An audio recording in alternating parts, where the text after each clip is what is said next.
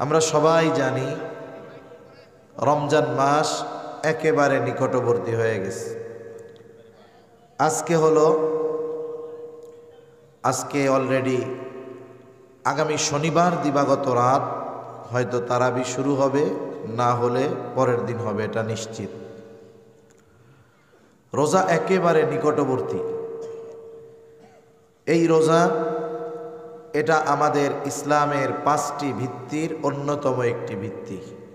রাসূলুল্লাহ সাল্লাল্লাহু আলাইহি ওয়াসাল্লাম বলেন, বুনিয়াল ইসলামু আলা খামস, শাহাদাতি আল্লা ইলাহা ইল্লাল্লাহ ওয়া আন্না মুহাম্মাদার রাসূলুল্লাহ ওয়া ইকামিস সালাতি ওয়া ইতাইজ যাকাতি ওয়াল হজ্জি ওয়া সাওমি রমাদান। রাসূলুল্লাহ সাল্লাল্লাহু আলাইহি ওয়াসাল্লাম বলেন, ইসলামের ভিত্তি কয়টি? 5টি। এর মধ্যে রমজান মাসে রোজা এটা ইসলামের অন্যতম একটি ভিত্তি। হাদিসের মধ্যে আসছে, নবীজি সাল্লাল্লাহু আলাইহি ওয়াসাল্লাম বলেন, রমজান মাস যখন আগমন ঘটে তখন মুমিনদের অন্তরে এক ধরনের আগ্রহ, স্পৃহার সৃষ্টি হয়। কারণ মুমিন এই মাসে রোজা রাখার মাধ্যমে, ইবাদতের মাধ্যমে আগামী 11 মাসের পাথেও সে সংগ্রহ করে নেয়। আর মুনাফিক যখন রোজার আগমন ঘটে, রোজার মাস আসে, মুনাফিকের চিন্তা বেড়ে যায়। কারণ মুনাফিক চিন্তা করে রোজা আসলে মানুষের সামনে খাওয়া যাবে না। এই জন্য বাড়িতে রান্না বন্ধ হলেও দেখা যায় হোটেলগুলাতে, খাবারের দোকানগুলাতে পর্দা শুরু হয়ে যায়। একবারে খাঁটি পর্দা করে ওই সময় দোকানদাররা, পর্দা দিয়া খায়। মানুষ নাইলে দেখে না, সাথে আল্লাহ মনে হয় দেখে না। কি বলেন? আপনি মানুষ দেখে ফেলবে এই লজ্জায় দোকানের আড়ালে গিয়ে খান, আল্লাহর দেখাকে লজ্জা করেন না? সবচাইতে বেশি লজ্জাশীলতা তো আল্লাহর ব্যাপারে থাকার দরকার ছিল, ঠিক কিনা বলেন? মনে রাখতে হবে, এই সময় যেই দোকানদারেরা একটু বেশি প্রফিট লাভের আশায় দোকানে আপনি খুলে রেখে খাবারের ব্যবস্থা করে দিলেন, হয়তো কিছু ইনকাম হবে কিন্তু লস হবে আখেরাতের জন্য, ঠিক কিনা? এই জন্য মুনাফিক যারা, রোজা যারা রাখবে না, এরা এই মাস আসলে এদের চিন্তার আর শেষ থাকে না। মা বোনেরা তো ঘরে রান্না করবে না, আমার মা বোনেরা রোজা রাখার ব্যাপারে অ্যাডভান্স বেশি। এজন্য দেখেন না, অনেক সময় হাদিসে যেই রোজা নাই সেই রোজা কয়টা রাখবে সেটা শোনার জন্য পাঠায় দেয় মসজিদের ইমামের কাছে, যে শবে মেরাজে হুজুর কয়টা রোজা রাখতে হবে, কয় রাকাত নফল পড়তে হবে। অথচ শবে মেরাজের রোজা আছে, এটা কোনো আলেম না জানলেও আমার মা বোনেরা চিন্তা করে এই সময় রোজা আছে। দেখুন, ওই রোজাটাও রাখার ব্যাপারে তারা চিন্তা করে, যদিও রোজা নাই, কিন্তু এরপরে ওনারা যে রোজা রাখার ব্যাপারে আগ্রহী, এটা এর দ্বারা বোঝা যায়, ঠিক কিনা বলেন? এই জন্য মা বোন যারা আছেন, শুনতেছেন, আপনারা রোজার মাসে তো রোজা রাখেন, সাথে সাথে প্রতি সপ্তাহে সোম, বৃহস্পতি, প্রতি চন্দ্র মাসের 13, 14, 15 এই তারিখগুলাতে রোজা রাখবেন। এগুলাতে রোজা রাখার ব্যাপারে সুস্পষ্ট হাদিসের মধ্যে আসছে, নবীজি রাখছেন। সাহাবায়ে কেরামকে রোজাগুলো রাখার ব্যাপারে নবীজি উদ্বুদ্ধ করেছেন। তাহলে রমজান মাস, এই মাসে রোজা এটা ইসলামের অন্যতম একটি ভিত্তি। আমরা হলাম শ্রেষ্ঠ উম্মত। আমরা কি উম্মত বলেন? এই শ্রেষ্ঠ উম্মতের শ্রেষ্ঠত্বের কিছু কারণ আছে। আল্লাহ তাআলা এই উম্মতকে শ্রেষ্ঠ কিছু জিনিস দান করছে, যা আর কোনো উম্মতকে দান করে নাই। বলবো, 1 নাম্বার আমরা পেয়েছি সাইয়্যিদুল আম্বিয়া, সব নবীদের সরদার, শ্রেষ্ঠ নবী আমরা পেয়েছি। 2 নাম্বার সাইয়্যিদুল কুতুব, আমরা পেয়েছি সব কিতাবের মধ্যে শ্রেষ্ঠ কিতাব। আমরা পেয়েছি সাইয়্যিদুশ শুহুর, সব মাসের মধ্যে সেরা মাস। আমরা পেয়েছি সাইয়্যিদুল লায়াল, আমরা পেয়েছি শ্রেষ্ঠ রাত। আমরা পেয়েছি সাইয়্যিদুল আইয়াম, শ্রেষ্ঠ দিন, শ্রেষ্ঠ রাত। সেটা হলো শবে কদরের রাত। আর শ্রেষ্ঠ দিন এটা হলো জুমার দিন আর 2 ঈদের দিন। তাহলে 1 নাম্বার পেয়েছি শ্রেষ্ঠ নবী, শ্রেষ্ঠ কিতাব, শ্রেষ্ঠ মাস রমজান মাস, শ্রেষ্ঠ রাত লাইলাতুল কদর, শ্রেষ্ঠ দিন জুমার দিন আর 2 ঈদের দিন। এগুলো পেয়েছি আমরা, আর আমরা হয়েছি শ্রেষ্ঠ উম্মত। সুবহানাল্লাহ। এই যে শ্রেষ্ঠ মাস আর শ্রেষ্ঠ রাত, এই দুটাই সামনে আসতেছে। আবার এই রাতটা শ্রেষ্ঠ হওয়ার কারণ, এই মাসটা শ্রেষ্ঠ হওয়ার কারণ যেটা, সেটা হলো কোরআনুল কারীম। আর কোরআনের কারণে সব কিছু শ্রেষ্ঠ হয়ে গেছে। এজন্য এই রমজান মাস সামনে আসতেছে, এটা বছরের শ্রেষ্ঠ মাস। কোরআনুল কারীমের মধ্যে আল্লাহ তাআলা জানায় দেন, আসমান জমিন সৃষ্টি থেকে নিয়ে এই মাস হলো 12টা। কয়টা জোরে বলেন? আল্লাহ তাআলা বলেন, ইন্না ইদ্দাতাশ শুহুরি ইনদাল্লাহি 12 শাহরান ফি কিতাবিল্লাহি ইয়াওমা খালাকাস সামাওয়াতি ওয়াল আরদা মিনহা আরবাআতুন হুরুম। আল্লাহ রাব্বুল আলামিন জানিয়ে দেন, আসমান জমিনের সৃষ্টি থেকে মাস 12টা, এর মধ্যে 4টি মাস হলো হারাম মাস, সম্মানিত মাস। 4টি সম্মানিত মাস, একটা হলো রজব মাস যেটা গত মাসে গেছে, আর 3টা হলো ধারাবাহিকভাবে জিলকাদ, জিলহজ আর মুহররম। তাহলে দেখুন, সম্মানিত মাস সমূহের মধ্যে রমজান নাই। কেন নাই? বলে এই 4 মাস এটা অতীতের উম্মতের কাছেও ছিল সম্মানিত মাস, আমাদের কাছেও সম্মানিত মাস। এই জন্য আল্লাহ তাআলা এই মাসে বিশেষ নির্দেশনা দিয়ে বলেন, ফালা তাযলিমু ফীহিন্না আনফুসাকুম। বিশেষ করে এই 4 মাসের ব্যাপারে আল্লাহ তাআলা বলেন, এই মাসগুলাতে তোমরা নিজেদের উপরে নিজেরা জুলুম করো না, পাপ করো না। এই 4 মাস এখনো সম্মানিত, তবে আমাদেরকে আল্লাহ তাআলা স্পেশালভাবে দিয়েছেন রমজান মাস। এটা হলো শুধু সম্মানিত মাস এমন নয়, এটা হলো বছরের সর্বশ্রেষ্ঠ মাস। সর্বশ্রেষ্ঠ মাসে আল্লাহ তাআলা সর্বশ্রেষ্ঠ কিতাব নাজিল করেছেন।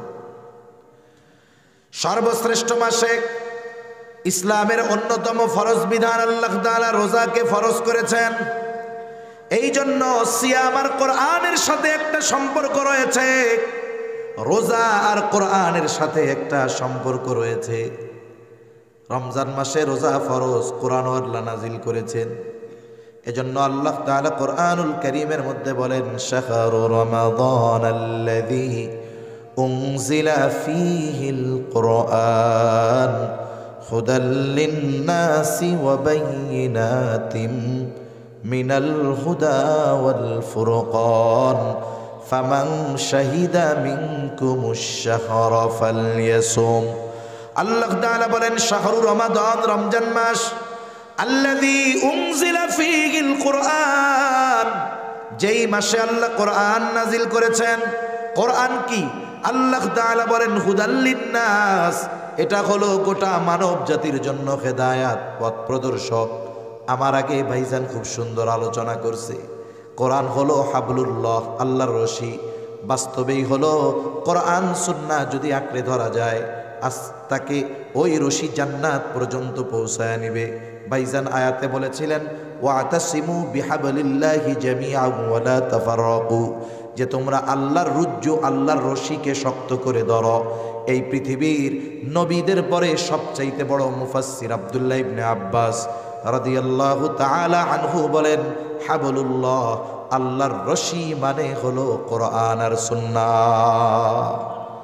আল্লাহর রশি কোরআন সুন্নাহ। কেন? বলে কোরআন সাথে সাথে সুন্নাহ, হাদিস। কেন? বলে হাদিস তো কোরআনেরই ব্যাখ্যা। সুবহানাল্লাহ।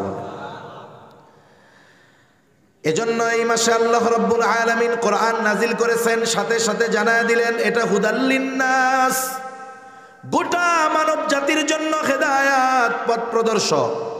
আবার আল্লাহ তাআলা কোরআনের ব্যাপারে সূরা বাকারার একবারে শুরুতেই বলেন, আলিফ লাম মিম। যালিকাল কিতাবু লা রাইবা ফীহি হুদাল লিল মুত্তাকিন। আল্লাহ তাআলা বলেন কোরআন হলো হুদাল লিল মুত্তাকিন। আবার আল্লাহ এই জায়গায় বলতেছেন হুদাল লিন নাস, হুদাল লিল মুত্তাকিন, মুত্তাকিনদের জন্য হেদায়াত। যারা ঈমান আনে এরাও মুত্তাকি। বলে মুত্তাকির আপার ক্লাসে নয়, একেবারে প্রথম শ্রেণীতে যারা ঈমান আনে এরাও মুত্তাকি বলে অভিহিত করা হয়। কারণ ঈমান আনার কারণে একজন মানুষ অনন্তকাল জাহান্নামের শাস্তি থেকে বেঁচে যায়। এখন এই কোরআন যদি মানে ঈমানদার, তাইলে কি হবে? বলে তার আর শাস্তি হবে না, জাহান্নামে যাওয়া লাগবে না। কোরআন অনুসরণ করলে সে আশা করা যায় বিনা হিসাবে জান্নাতে চলে যাবে। এই জন্য ঈমানদার যদি কোরআন অনুযায়ী নিজের জীবন পরিচালিত করে, ঈমানদারের ঠিকানা হবে বিনা হিসাবে জান্নাত। ঠিক কিনা বলেন? আবার দেখুন আল্লাহ যখন বললেন হুদাল লিন্নাস, এটা গোটা মানব জাতির জন্য হেদায়াত। বলে গোটা মানব জাতির মধ্যে ঈমানদারও আছে, বেঈমানও আছে না নাই? বেঈমানও আছে।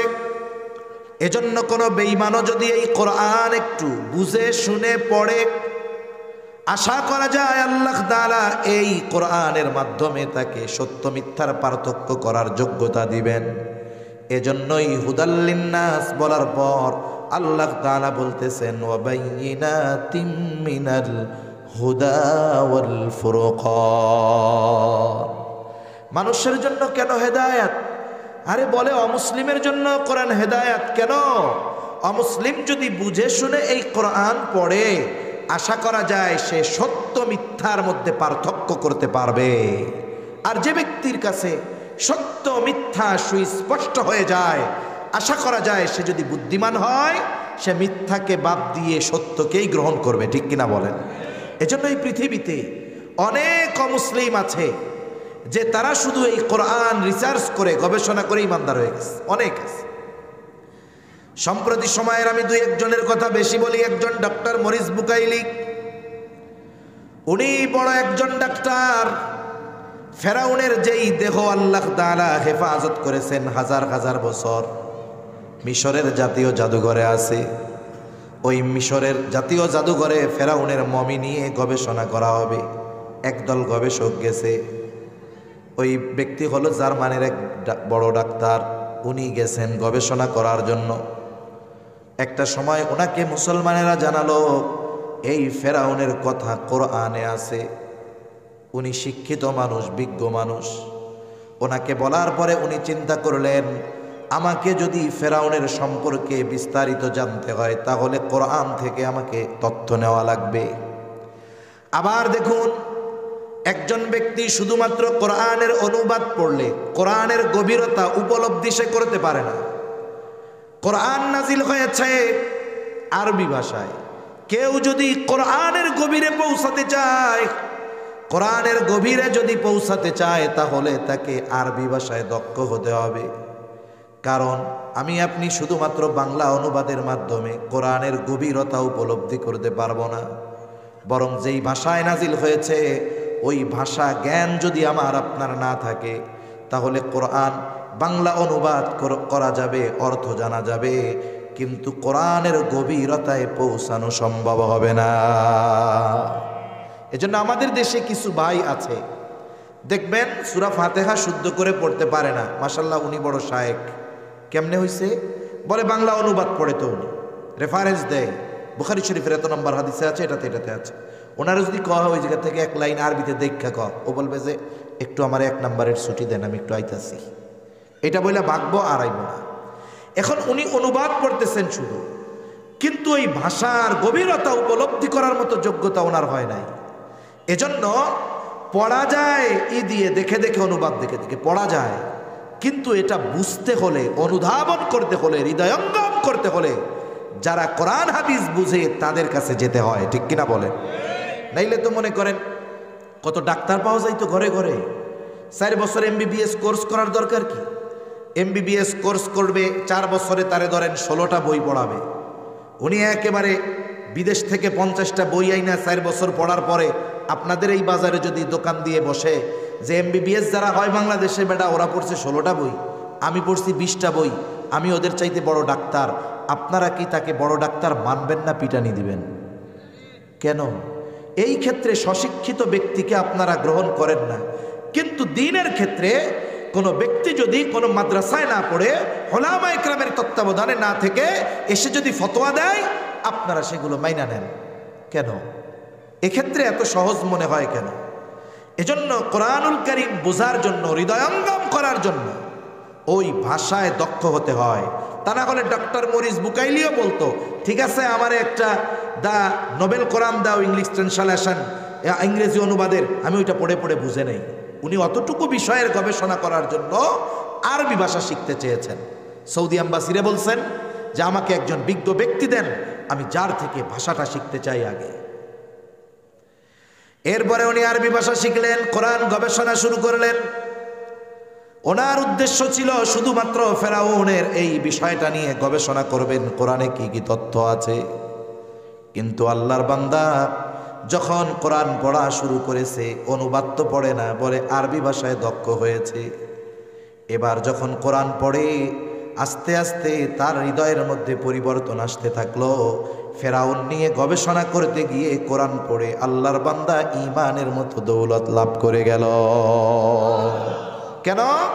এই কোরআন বুঝতে পেরেছে, পড়েছে, আর সত্য আর মিথ্যা তার কাছে সুস্পষ্ট দিবালোকের ন্যায় হয়ে গেছে। সুবহানাল্লাহ। এই 2-3 বছর আগেই নেদারল্যান্ডের একজন পার্লামেন্ট মেম্বার, কট্টর ইসলাম বিদ্বেষী, আল্লাহর বান্দা মুসলমানদের নিয়ে, ইসলাম নিয়ে, হিজাব নিয়ে, আমাদের নবীকে নিয়ে কম উল্টাপাল্টা বলে নাই। উনি চিন্তা করলেন আরো বেশি উল্টাপাল্টা যদি বলতে হয় তাইলে আমাকে মুসলমানদের ব্যাপারে আরো জানতে হবে। এজন্য এই পৃথিবীতে ইসলাম বিদ্বেষীদের অনেক মাদ্রাসা আছে। অনেক মাদ্রাসায় ইসলাম বিদ্বেষীরা খরচ করে তাদের পড়ায়। কেন পড়ায়? আলেম বানানোর জন্য? না না, ইসলামের গভীর জ্ঞানগুলো জেনে এগুলো মানুষের মধ্যে কেমনে সংশয় সৃষ্টি করা যায়, কোন জায়গা মানুষের সামনে বললে মানুষ ধোঁকায় পড়ে যাবে, এই বিষয়গুলো। কিছু বিষয় আছে হৃদয়ঙ্গম করার ক্ষমতা মানুষের নাই। আমার আগে ভাই বলছে যে কিছু বিষয় আছে, ইসলাম, কোরআন, আল্লাহর সব বিধিনিষেধ যৌক্তিক, কিন্তু সব কিছু বোঝার যোগ্যতা তো আল্লাহ আমাদের দেয় নাই, ঠিক না? আমি বুঝি আর না বুঝি, আমি বুঝি না বিধায় ওটা যে অযৌক্তিক এটা কখনো হতে পারে না। আমরা মানুষ, আমাদের জ্ঞান বড় সীমিত, আমাদের ইলম অনেক কম। এজন্য আমরা না বুঝলেই যে ওইটা ঠিক না, এটা কিন্তু কোনো বিষয় নয়।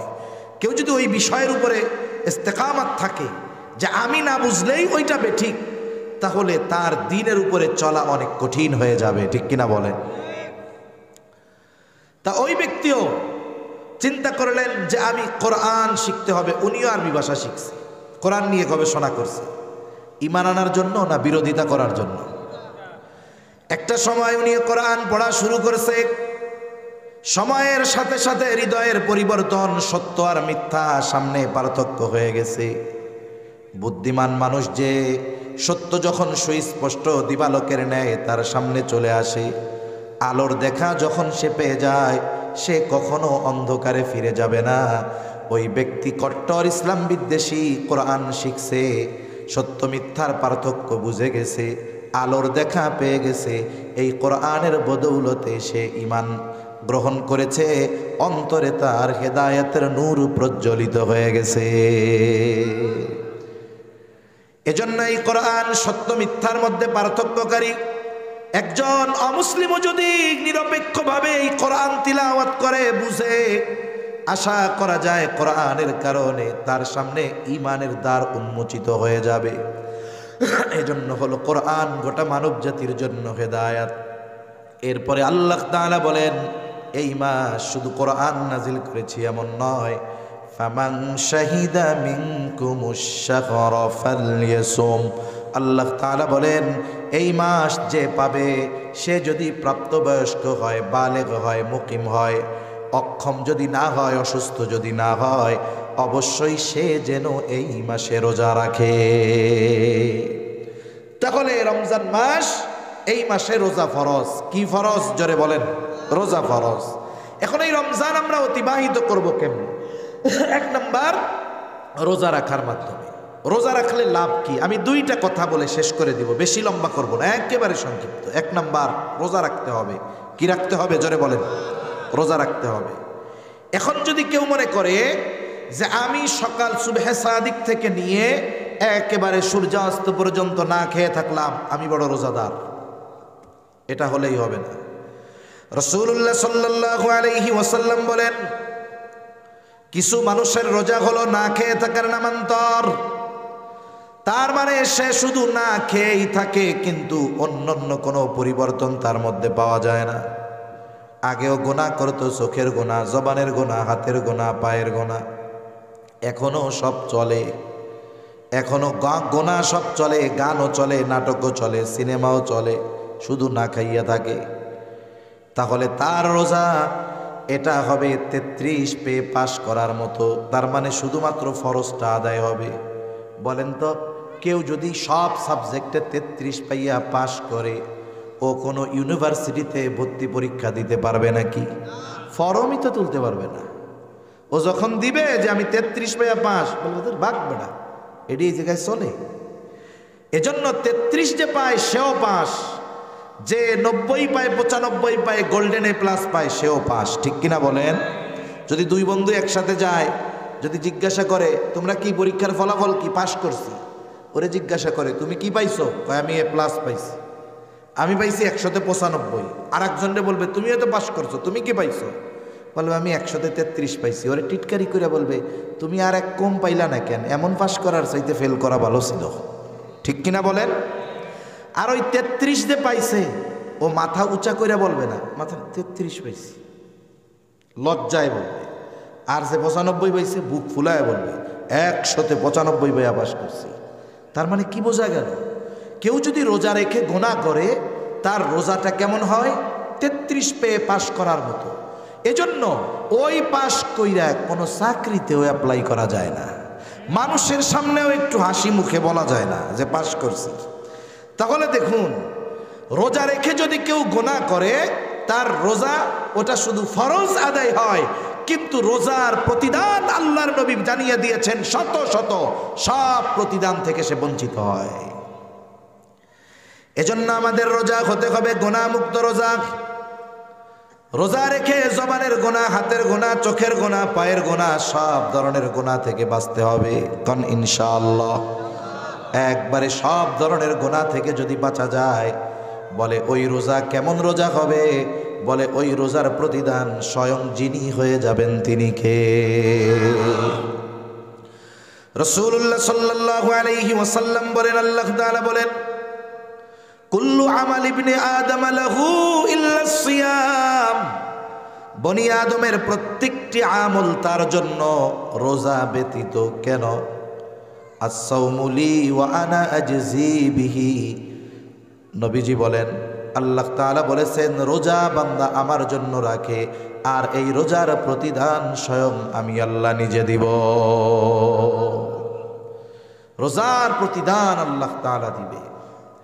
রোজাদার আল্লাহ তাআলার কাছে কত প্রিয়, কত ভালোবাসার। রোজাদারকে আল্লাহ তাআলা কত ভালোবাসে। নবীজি সাল্লাল্লাহু আলাইহি ওয়াসাল্লাম জানিয়ে দেন, লাখুলুফু ফামিস সাইমি আতয়াবু ইনদাল্লাহি তাআলা মির রিহিল মিস্ক। রোজাদার রোজা রাখার কারণে তার গালের মধ্যে যে গন্ধ হয়, স্বাভাবিকভাবে একটা ঘর, ওই ঘরে যদি মানুষ বসবাস না করে, আপনি যতই পরিষ্কার পরিচ্ছন্ন করে রেখে যান না কেন, ঘরটা যদি 2-4-10 দিন বন্ধ থাকে, এরপরে যদি মানুষজন ঢুকে, ওই ঘরের মধ্যে একটা গন্ধ পাওয়া যায় কি যায় না? ঘরটা পরিষ্কার, কিন্তু মানুষ না থাকার কারণে স্বাভাবিক একটা গন্ধ হয়, আলো বাতাস না যাওয়ার কারণে। অনুরূপভাবে দীর্ঘক্ষণ যখন আমরা পানাহার থেকে বিরত থাকি, খাবার থেকে বিরত থাকি, পাকস্থলী খালি হয়ে যায়, শুকনা হয়ে যায়। বলে ওই পাকস্থলী থেকে একটা গন্ধ মানুষের মুখ দিয়ে আসে। আল্লাহর নবী বলেন, এই যে মুখের গন্ধ রোজাদারের, এটা আল্লাহ তাআলার নিকটে মিশক আম্বরের চাইতেও বেশি প্রিয়। এখন যদি ওই রোজা রাইখা কেউ গীবত করে, অপরের দোষ চর্চা করে, গীবত করা মানে কি? মৃত ভাইয়ের গোশত খাওয়ার মতো। একজনের দোষ তার অনুপস্থিতিতে শুধুমাত্র মজা নেওয়ার জন্য আলোচনা করা, এটা গীবত। আর রোজার মাসে এই কাজটা অনেক মানুষ করে, কাজ নাই, কি করবে? আমার মা বোনরা অনেক সময় করে ফেলে, রান্না বান্না নাই, এইবার 3 চাচি এক জায়গায় হইয়া ধুমসে কোরআন শরীফ তিলাওয়াত বাদ দিয়া গীবত তিলাওয়াত শুরু করে দেয়। আছে না নাই কোন? অথচ গীবত কত জঘন্য এক পাপ। আল্লাহ তাআলা বলেন, ওয়ালা ইয়াগতাব বা'দুকুম বা'যা আইয়ুহিব্বু আহাদুকুম আন ইয়াকুলা লাহমা আখিহি মাইতান ফাকারিহতুমুহ। আল্লাহ তাআলা বলেন, তোমরা পরস্পরের গীবত করো না। তোমরা কি তোমাদের মৃত ভাইয়ের গোশত খাওয়াকে পছন্দ করো? না না। ফাকারিহতুমু, তোমরা এটাকে অপছন্দ করো, অথচ গীবত করার মাধ্যমে কেমন যেন মৃত ভাইয়ের গোশত খাওয়া হয়। ওই মুখ দিয়া যেই গন্ধ বের হবে, ওটা তো মৃত ভাইয়ের গোশত খাওয়ার পচা গন্ধ, ওটা আল্লাহর কাছে প্রিয় হবে না। এজন্য রোজা শুধু না খেয়ে থাকলে হবে না, জবানের রোজা আছে, হাতের রোজা আছে, পায়ের রোজা আছে, চোখের রোজা আছে, কলবেরও রোজা আছে না নাই? এজন্য আল্লাহর নবী জানায়া দেন, রোজাদারের এই মুখের দুর্গন্ধ আল্লাহ তাআলার কাছে অনেক প্রিয়। এখন যদি গুনাহ করা হয় তাহলে ওই গন্ধটা তো আল্লাহর কাছে আর প্রিয় হবে না। রাসূলুল্লাহ সাল্লাল্লাহু আলাইহি ওয়াসাল্লাম আরো জানায়া দেন, রোজাদার গ্রীষ্মকালে আল্লাহর জন্য রোজা রাখে, এই যে তৃষ্ণায় কষ্ট করে, যারা আল্লাহর জন্য তৃষ্ণার্ত থাকে মানে রোজা রাখে, এত কষ্ট এরপরেও পানি পান করে না, রোজা ভাঙে না, মানুষজন দেখবে না, এরপরেও গোপনে সে তার রোজা ভাঙে না। দেখুন, একজন বেনামাজি সেও যদি রোজা রাখে ওটাও আল্লাহর জন্যই রাখে। এই যে রোজা রাখে, নামাজ না পড়লেও লুকায়া লুকায়া খিদা লাগলে কিছু কিন্তু খায় না। কার ভয়? নবীজি সাল্লাল্লাহু আলাইহি ওয়াসাল্লাম বলেন, এই রোজাটা যদি গুনাহমুক্ত হয়ে যায় তাহলে ওই যে তৃষ্ণায় কষ্ট করেছে দুনিয়ায় আল্লাহর জন্য, কিয়ামতের দিন ওই কঠিন মুসিবতের সময় যখন সূর্যটা একেবারে কাছে, জমিনটা তামার মতো হয়ে যাবে, মানুষেরা ঘামে হাবুডুবু খেতে থাকবে, তৃষ্ণায় বুকের ছাতি ফেটে যাওয়ার উপক্রম হবে। ওই কঠিন তৃষ্ণার দিনে দুনিয়ায় যারা আল্লাহর জন্য তৃষ্ণার্ত থেকেছে তাদের পানি পান করাবে কে? রাসূল আকরাম সাল্লাল্লাহু আলাইহি ওয়াসাল্লাম জানায়া দেন, রোজাদারের জন্য স্পেশালিটি কি? রাসূলুল্লাহ বলেন সাল্লাল্লাহু আলাইহি ওয়াসাল্লাম বলেন, ইন্না ফিল জান্নাতি বাবান ইউকালু লাহুর রায়্যান, জান্নাতের মধ্যে একটি দরজা আছে যেটার নাম হলো রায়্যান। অনেক সময় একই সেমিনার হলের মধ্যে, একই হলের মধ্যে গেস্ট কয়েক ধরনের থাকে। একটা থাকে জেনারেল গেস্ট, তাদের জন্য গেট আলাদা, আর একটা থাকে ভিআইপি গেস্ট, তাদের জন্য গেট আলাদা, আর একটা থাকে ভিভিআইপি গেস্ট, তার জন্য গেটও আলাদা, তার জন্য বসার জায়গা আলাদা, তার জন্য লাল গালিচা বিছায়া দেওয়া থাকে। ওই জেনারেল গেস্ট যদি ভিভিআইপি গেস্ট দিয়া ঢুকতে চায়, ঢুকতে দেওয়া হবে নাকি? রোজাদার যারা, ইমানদার রোজাদার যারা, এরা হলো ভিভিআইপি। বলে এদের জন্য স্পেশাল একটা দরজা যার নাম হলো রায়্যান। ওই ভিভিআইপি গেটে দাঁড়িয়ে ভিভিআইপি গেস্টের জন্য অপেক্ষা করতে থাকে মানুষেরা, ফুলের তোড়া নিয়ে সংবর্ধনা জানানোর জন্য। কত আদর আপ্যায়ন হয়, অথচ ঢুকবে একই ছাদের নিচে। কিন্তু তাদের স্পেশালিটি কি? বলে ভিভিআইপি পারসন। এবার কি হলো, রোজাদারের জন্য এই দরজা থাকবে রায়্যান, স্পেশাল দরজা শুধুমাত্র রোজাদারদের জন্য। রোজাদার ব্যতীত এই দরজা দিয়ে আর কেউ ঢুকতে পারবে না। ফেরেশতারা অভ্যর্থনা জানানোর জন্য দাঁড়ায় থাকবে, আহ্বান করা হবে, ফাইনাস সাইমুন, কোথায় রোজাদারেরা? এইবার রোজাদারেরা আসবে, ওই দরজা দিয়ে ঢুকবে, আর তারা যখন ঢোকা শেষ দরজা বন্ধ করে দেওয়া হবে। নবীজি জানায়া দেন, রোজাদার ব্যতীত একটা ব্যক্তিও ওই দরজা দিয়ে ঢুকতে পারবে না। এটা তাদের স্পেশাল সম্মাননা। শুধু তাই না, নবীজি বলেন, আস-সাওমু জুন্নাতুন, রোজা হইল ঢাল। আগুন থেকে বাঁচার জন্য, জাহান্নামের আগুন থেকে বাঁচার ডাল। এই যে এত ফজিলত রোজার, এটা পাবে কে? যার রোজা হবে গুনাহমুক্ত, ঠিক কিনা বলেন? এজন্য এক নাম্বার কাজ, আমরা আমাদের রোজাগুলোকে যথাযথভাবে রাখবো। সারাদিন না খাইয়া কষ্ট করে রাখলাম রোজা, এখন যদি ওই 33 পাইয়া পাশ করার মতো হয়, তাহলে এটা কেমন হইল? আমাদের থাকবে রোজার প্রতিদানের ক্ষেত্রে আমরা যেন গোল্ডেন এ প্লাস পাই। এভাবে রোজা রাখবো তো ইনশাআল্লাহ। আল্লাহ তৌফিক দান করেন। এই রমজান মাস এর আরেকটি বৈশিষ্ট্য হলো, এই মাসে আল্লাহ নাজিল করেছেন কোরআন। আমার আপনার রমজান যেন কোরআনময় রমজান হয়। কোরআন তিলাওয়াতের মাধ্যমে আমি এই রমজান মাস অতিবাহিত করার সর্বোচ্চ চেষ্টা করব। এজন্য মসজিদগুলাতে হয় খতম তারাবি, হয় কি হয় না? আমাদের সবার চিন্তা হলো এরকম, তারাবি মানে হলো তাড়াতাড়ি। এই মসজিদের হাফেজ যদি 40 মিনিট লাগে, অন্য মসজিদের যদি 35 মিনিট লাগে, মুসল্লি আইয়া হাফেজ রে গুতায়। কমিটির কি হুজুর আছো, সেদবেদ নাই, ধীরে ধীরে পড়ে। ওটা 35 মিনিটে শেষ, আমাকে ওটা 30 মিনিটে শেষ হইলে ভালো হইতো। যদি এরকম যন্ত্রণাই মনে হয়, কষ্টই মনে হয় কোরআন শোনা, তাহলে আল্লাহর হস্তে সূরা তারাবি পড়েন, তাও ভালো। কারণ কোরআন তিলাওয়াত করলে শুধু কোরআন তিলাওয়াতের বিনিময়ে সওয়াব পাওয়া যায় না, কিছু কিছু তিলাওয়াতকারীর উপরে কোরআন লানত বর্ষণ করে। এজন্য কোরআন সুন্দরভাবে তিলাওয়াত করতে হবে। আচ্ছা বলেন তো, রুকু সেজদা এগুলাই তো আর শর্ট করার মতো সুযোগ নাই, আছে? কমপক্ষে 3 বার তো তাসবিহ পড়া লাগবে নাকি? এখন তিলাওয়াত যদি ইমাম সাহেব সহি শুদ্ধভাবে পড়েন, 20 পৃষ্ঠা পড়তে তার সর্বোচ্চ আধা ঘন্টা লাগবে। কতক্ষণ লাগবে?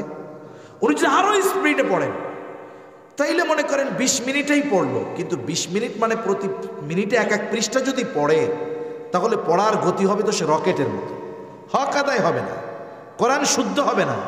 শুদ্ধ যদি না হয় নামাজ হবে না, ঠিক কিনা বলেন? আবার কোরআনের লানত, আপনি আমি যদি 10টা মিনিট সময় একটু স্যাক্রিফাইস করি, 15টা মিনিট যদি একটু স্যাক্রিফাইস করি, একটানা 15 মিনিট না তো 20 রাকাতে 15 মিনিট সময়, প্রতি রাকাতে 1 মিনিট করেও যদি অন্য মসজিদের চাইতে সময় বেশি লাগে, 20 রাকাতে 20 মিনিট, এতটুকু সময় যদি আমরা একটু কষ্ট করি, হাফেজ সাহেবরা কোরআন সহি শুদ্ধভাবে পড়তে পারবেন। মুসল্লিরা, আরে ভাই আপনি কোরআন শুনবেন, আপনারা তো কমপক্ষে অর্থ না বুঝলেও কি পড়তেছে এটা তো বোঝার দরকার, ঠিক কিনা? এজন্য আপনারা মুসল্লিরা মসজিদে গিয়ে বলবেন হাফেজ সাহেবদের কোনো তাড়াহুড়ো নেই, আপনি কোরআন ধীর স্থিরতার সাথে পড়েন। আপনি যতটুকু না হলেই নয়, আপনি সহি শুদ্ধ করে সুস্পষ্টভাবে যতটুকু তাড়াতাড়ি পারবেন, ওর চাইতে অতি গতিতে আপনি পড়তে যাবেন না। আপনি আমি 20টা মিনিট সময় যদি কোরআন নাজিলের মাসে কোরআনের জন্য না দিতে পারি, এটা আমাদের জন্য কষ্টের, লজ্জার, দুর্ভাগ্য, ঠিক কিনা বলেন? আর যদি আপনার মনে হয় কষ্ট আপনার দরকার নেই, আপনি গিয়ে সূরা তারাবি পড়েন, আপনার জন্য তাও ভালো, ধীরে ধীরে সূরা তারাবি পড়েন।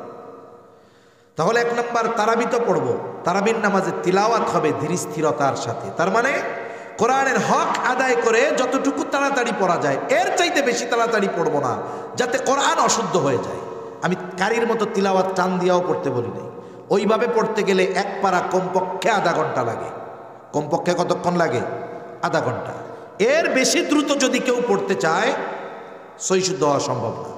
4 আলিফ টানতেই হবে, 3 আলিফ 1 আলিফ টানার সুযোগ আছে, কিন্তু 4 আলিফ টান যেখানে, সেখানে 4 আলিফ টানতে হবে। আপনি যদি হাফেজ সাহেবরে তাড়াহুড়ো করতে বলেন, তাহলে তো সে 4 আলিফ 1 আলিফ টেনে যাবো গা।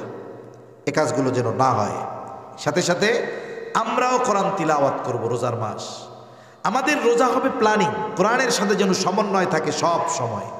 আমাদের অবস্থা হলো কি, খরগোশ আর কচ্ছপের দৌড়ের মতো। গল্প পড়ছেন না আপনারা? খরগোশের যে গতি, এর সাথে কি কচ্ছপের তুলনা চলে?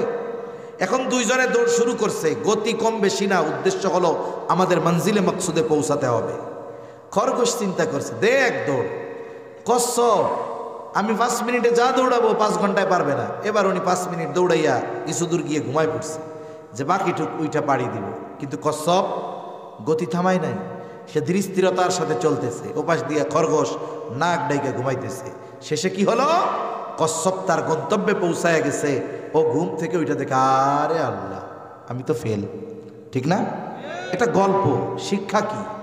এই কোরআন নাজিলের মাসে কিছু আল্লাহর বান্দা আছে ধুমসে একদিনে 5 পারা পড়ে, এরপরে ওই যে কচ্ছপের মতো ঘুম দেয়, আর ঘুম ভাঙছে গিয়া রোজার আগের দিন উনি 10 পারাই পার হইতে পারে নাই। আছে না নাই? আমি আপনি সিস্টেম করি কি, রোজার মাসে দেখেন স্বাভাবিক সময়ে যারা জামাতে অংশগ্রহণ কম করে এরাও চেষ্টা করে রোজার মাসে 5 ওয়াক্ত জামাতে পড়ার জন্য। প্রতি ওয়াক্ত নামাজে 4 পৃষ্ঠা। কয় পৃষ্ঠা? 4 পৃষ্ঠা। নামাজ কয় ওয়াক্ত? 4 পাশা 20। হাফেজি কোরআনে 20 পৃষ্ঠায় 1 পারা। আপনি ফজরের নামাজে গেলেন, স্বাভাবিক আজান হলো, গেছেন, সুন্নাত পড়া শেষ, 5-7 মিনিট এখনো বাকি নামাজের। স্বাভাবিকভাবে যারা কোরআন সহি শুদ্ধ পড়তে পারে এরা 10 মিনিটে মোটামুটি 2 পৃষ্ঠা পড়ে ফেলতে পারে শুদ্ধভাবে। 2 পৃষ্ঠা পড়া হইল। ফজরের নামাজ সালাম ফেরানোর পর দোয়া দরুদ পড়ে ইমাম সাহেব দোয়া করছে, আপনিও বাসায় যাবেন, আপনি 2টা পৃষ্ঠা পড়া এরপরে বাসায় যান, 4 পৃষ্ঠা হয়ে গেল। জোহরের সময় তো আইসা সুন্নাত পড়েন, সুন্নাত পড়ে বসে আছি, 2 পৃষ্ঠা পড়েন। জোহর শেষ, হয়তো আপনি 2 পৃষ্ঠা পড়ে সুন্নাত পড়েন, নাইলে সুন্নাত পড়ে 2 পৃষ্ঠা পড়েন। এভাবে প্রত্যেক নামাজে যদি 4 পৃষ্ঠা করে পড়া হয়, দৈনিক 1 পারা, 30 দিনে 30 পারা। এর মধ্যে আবার বোনাস টাইম আছে কিছু, শবে কদরের রাত। শবে কদর হাদিসের মধ্যে আসছে শেষ দশকের বেজোড় রাত্রিগুলাতে তোমরা তালাশ করো, কিন্তু যা থাকে থাক, আমরা 27 তারিখ বানাই নিয়েছি, যা হবে হবে। অন্য দেশে যা হয় হোক, আমরা আমাদের জন্য 27 তারিখ বানাই নিছি। ওই 27 তারিখটা তো আমরা রাত্র জাগি, ওই দিনটাতে 27 দিনের হিসাব যদি আমি করতে চাই, ওই দিনটাতে আমি একটু বেশি তিলাওয়াত করলাম। অথবা আপনার যদি আরেকটু সুযোগ থাকে, আপনি এক কাজ করেন, প্রতি ওয়াক্তে প্রথম 6 দিন 1.5 পারা করে পড়েন এক এক দিনে। প্রতি ওয়াক্তে 6 পৃষ্ঠা। কয় পৃষ্ঠা? কথা বলে না, কয় পৃষ্ঠা? তাইলে 5 ওয়াক্তে কত হয়? 30 পৃষ্ঠা। হাফেজ সাহেবও 27 দিনে খতম দিবে, আপনিও 27 দিনে খতম দিবেন। যদি সুযোগ হয় একটু অনুবাদটা দেখবেন, তাফসিরে মাআরিফুল কোরআন থেকে একটু ব্যাখ্যাটা দেখবেন। এই 1.5 পারার মধ্যে যদি একটু নজর দিতে পারেন, সংক্ষিপ্ত তাফসির তাওজিহুল কোরআন আছে, লম্বা ব্যাখ্যা নাই, এটাতে আপনাদের বিরক্তি আসবে না। আপনি এক নজর বুলায় গেলেন যে অর্থগুলো কি বলছে, ওই জায়গায় টিকায় ব্যাখ্যাগুলো কি বলছে, একটা ধারণা আপনার চলে আসলো যে আজকের 1.5 পারায় আল্লাহ তাআলা এই কথাগুলো বলছে, আর এই বিষয়গুলোই আজকে তিলাওয়াত হয়েছে। তাহলে কি হলো? কোরআনের সাথে একটা সম্পর্ক তৈরি হয়ে গেল। এজন্য রাসূল সাল্লাল্লাহু আলাইহি ওয়াসাল্লাম কোরআন তিলাওয়াতের ব্যাপারে রমজান মাসে বেশি গুরুত্ব দিতেন। যতটুকু নাজিল হতো জিবরাইল আলাইহিস সালাম পুরাটা নবীজিকে শোনাতেন, নবীজিও পুরাটা আবার জিবরাইল আলাইহিস সালামকে শোনাতেন। এই যে দাওর করা, এটা দেখুন জিবরাইল আলাইহিস সালামের আমল, আমার আপনার নবীজির আমল। এজন্য আমার আপনার রমজানটা যেন কোরআনের সাথে অতিবাহিত হয়। এইভাবে যদি আমি আমার প্ল্যানিং করে রমজান মাস অতিবাহিত করতে পারি, দেখবেন কোরআনময় একটা রমজান হবে। আবার দেখুন এই কোরআন তিলাওয়াতের মাধ্যমে কত সওয়াব পাওয়া যায়। রাসূল আকরাম সাল্লাল্লাহু আলাইহি ওয়াসাল্লাম বলেন, কোরআনুল মান ক্বারা হারফাম মিন কিতাবিল্লাহি ফালাহু হাসানাহ। আল্লাহর কিতাব থেকে, কোরআন থেকে যদি কেউ একটা অক্ষর তিলাওয়াত করে, তার জন্য একটি হাসানা, ওয়াল হাসানাতু বিআশরি আমসালিহা। নবীজি জানায় দেন 1 হাসানা সমান হলো 10টা নেকি। এখন কোন ব্যক্তি যদি একটা অক্ষর তিলাওয়াত করে 10টা নেকি, নবীজি বলেন লা আকুলু আলিফ লাম মিম হারফুন বাল আলিফুন হারফুন লামুন হারফুন ওয়া মিমুন হারফুন। তার মানে আলিফ যদি পড়ে সাথে সাথে তার কমপক্ষে 10টা নেকি হবে। আবার আল্লাহর নবী জানায় দেন, কোন ব্যক্তি যখন কোন নেক আমল করে, আল্লাহ তাআলা ওই আমলের প্রতিদান কমপক্ষে 10 থেকে 700 গুণ আল্লাহ বাড়ায় দেয়। সুবহানাল্লাহ। তার মানে নেকির ভান্ডার হলো এই কোরআন। এজন্য আমি আপনি যত বেশি কোরআন তিলাওয়াত করতে পারবো এই মাসে তত লাভ, যত বেশি শুনতে পারবো তত লাভ, ঠিক কিনা? আমার আপনার অ্যাকাউন্টে সওয়াব জমা হবে বেশি। আবার আপনি বলতে পারেন, হুজুর আমার তো কোরআন পড়তে কষ্ট হয়ে যায়। বলে আপনার জন্য সওয়াব হইল দ্বিগুণ। সুবহানাল্লাহ। আল মাহিরু বিল কোরআন, আয়েশা সিদ্দিকা রাদিয়াল্লাহু তাআলা আনহা থেকে বর্ণিত, নবীজি বলেন, আল মাহিরু বিল কোরআন, যে কোরআনের ব্যাপারে দক্ষ, তিলাওয়াত করতে পারে শুদ্ধভাবে, মা'আস সাফারাতিল কিরামিল বারারা, সে সম্মানিত ফিরিস্তাদের সাথে অবস্থান করবে, এটা তার স্পেশালিটি। তবে যে কোরআন পড়তে দক্ষ নয়, তবে তিলাওয়াত করে, পড়ার সময় তুতলায়, ওয়ায়াতাতাউ, তুতলাইতে থাকে, জবানে বেঁধে যায়, নবীজি জানায় দেন, ফালাহু আজরান, তার জন্য দ্বিগুণ প্রতিদান। কেন? একটা হলো পড়ার প্রতিদান, আর একটা হলো কষ্টের প্রতিদান। তার মানে বোঝা গেল যে পড়তে পারে না তার আরো সব বেশি কষ্ট হওয়ার কারণে।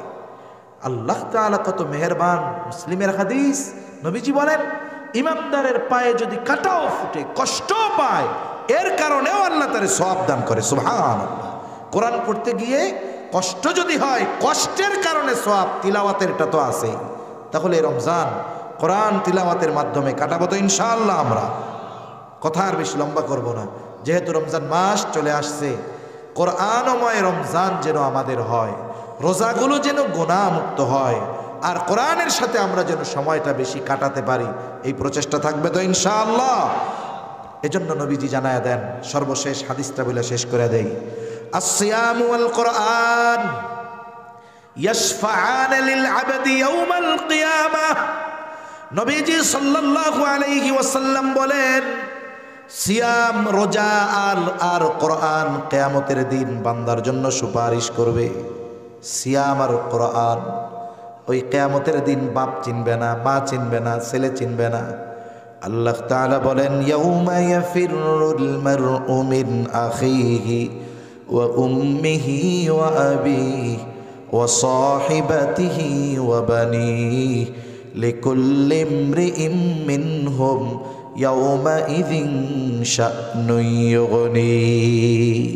কিয়ামতের দিন ভাই ভাইয়ের থেকে পলায়ন করবে, পিতামাতার থেকে পলায়ন করবে, স্ত্রী সন্তানদের থেকে পলায়ন করবে। প্রত্যেক মানুষ নিজের চিন্তায় বিভোর থাকবে ওই কঠিন মুসিবতের দিন। কোরআন আর সিয়াম বান্দার জন্য সুপারিশ করবে। রোজা আল্লাহর কাছে বলবে, আয় রব, ইন্নী মানাতুহুত তুআমা ওয়াশ শাহাওয়াত ফাশাফি'নি ফীহি, আমি আপনার এই বান্দারে খাবার থেকে, স্ত্রীর কাছে গমন থেকে বিরত রেখেছি। ইন্নী মানাতুহুত তুআমা ওয়াশ শাহাওয়াতি বিন নাহার ফাশাফি'নি ফীহি, দিনের বেলায় আমি তারে খাইতে দেই নাই, তার স্ত্রীর কাছে যাইতে দেই নাই, আপনি তার ব্যাপারে আমার সুপারিশ কবুল করেন। কে বলবে? জোরে বলেন না কে? এরপরে কোরআন বলবে, আয় রব, ইন্নী মানাতুহুন নাওমা বিল্লাইল, আমি তারে রাতের বেলা ঘুমাইতে দেই না। রাতে সে কোরআন তিলাওয়াত করেছে, কোরআন তিলাওয়াত করেছে, রাত জেগেছে, কোরআন তিলাওয়াত করেছে, আমারে পড়তে গিয়া সে ঘুমাইতে পারে নাই। তার মানে সে বলবে, আমি তারে ঘুমাইতে দেই নাই। কেন? বলে, কোরআনের মজা মোহাব্বত যার অন্তরে আছে, সেই তো কোরআন তিলাওয়াতে রাত কাটায়া দেয়। আমি তারে রাতের বেলা ঘুমাইতে দেই নাই, ফাশাফি'নি ফি, আপনি তার ব্যাপারে আমার সুপারিশ কবুল করেন। নবীজি সাল্লাল্লাহু আলাইহি ওয়াসাল্লাম বলেন, আল্লাহ তাআলা সিয়াম এবং কোরআনের সুপারিশ ওই ব্যক্তির জন্য কবুল করে নিবে। ওটা তো শুধু কিয়ামতে, কবরের মধ্যে সূরা মুলক যারা তিলাওয়াত করে দৈনন্দিন, এই সূরা মুলক কবরের আযাব থেকে বাঁচার কারণ হবে। সূরা ওয়াকিয়া যারা দৈনন্দিন তিলাওয়াত করে রাতে সন্ধ্যার পরে, আল্লাহ তাআলা তাদেরকে রিজিকের অভাবে ফেলবে না।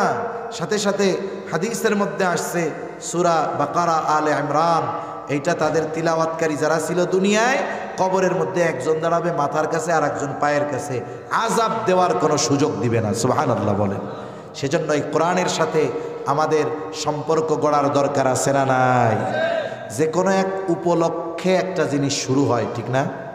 কতজন তো একটা দিবসের অপেক্ষায় বসে থাকে গুনাহ করার জন্য। এই মাসেই একটা তারিখ গেছে না, কতজন এই দিনের অপেক্ষায় ছিল যে ওই দিন তার গুনাহ স্টার্ট হবে। আমাদের সামনে কোরআনের সাথে সম্পর্ক গড়ার এক সুবর্ণ সুযোগ সময় চলে আসছে। এই রমজান যেন হয় কোরআনের সাথে সম্পর্ক গড়ার, এই রমজান যেন হয় আমার আপনার গুনাহমুক্ত জিন্দেগি গঠন করার, এই রমজান যেন হয় আমার জান্নাতের পথের পথিক হওয়ার। এই প্রচেষ্টা আমরা করব তো ইনশাআল্লাহ? কারা কারা করব? নারায়ে তাকবীর, নারায়ে তাকবীর। মাশাআল্লাহ, হাত নামাই। শুনুন, মেহরবানি করে, সুদূর চট্টগ্রাম থেকে মেহমান এসেছে, বড় বুজুর্গ মানুষ, বড় মুহাক্কিক, একজন মুহাদ্দিস। একজন মুহাদ্দিসের সম্মান মর্যাদা কত বেশি। আলেম আছে, একটা হলো সোহবতওয়ালা আলেমের অভাব।